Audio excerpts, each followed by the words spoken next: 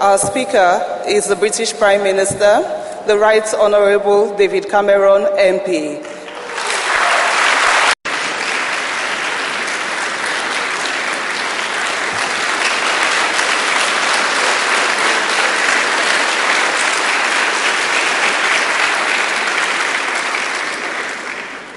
But today, I've come here to Lagos because there is, as the Governor of your bank has just said, another story unfolding on this continent, something that many people in the West are only just waking up to.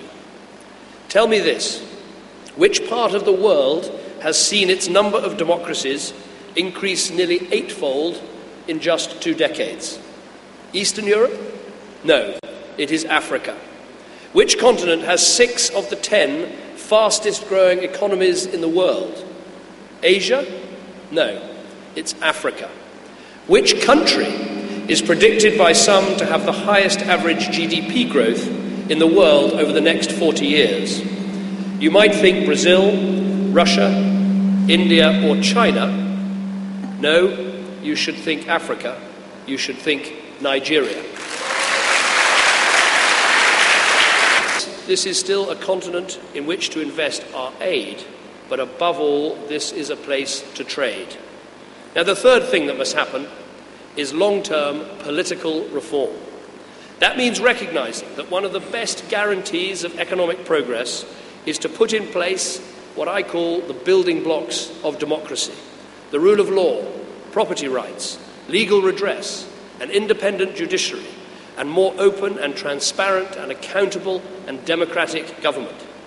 Here in Nigeria, you are putting in place many of those building blocks, from a lively and open media and an active civil society to the recent elections, which were widely regarded as the most free and fair in your country's history. For much of this year, the eyes of the world have been to the north with the momentous events of the Arab Spring. But this is a time for the whole of Africa to meet the aspirations of its people, a time when aid, trade and democracy can come together to offer a new future for Africa and its people. So aid, trade, democracy. These are the 3 things that we need.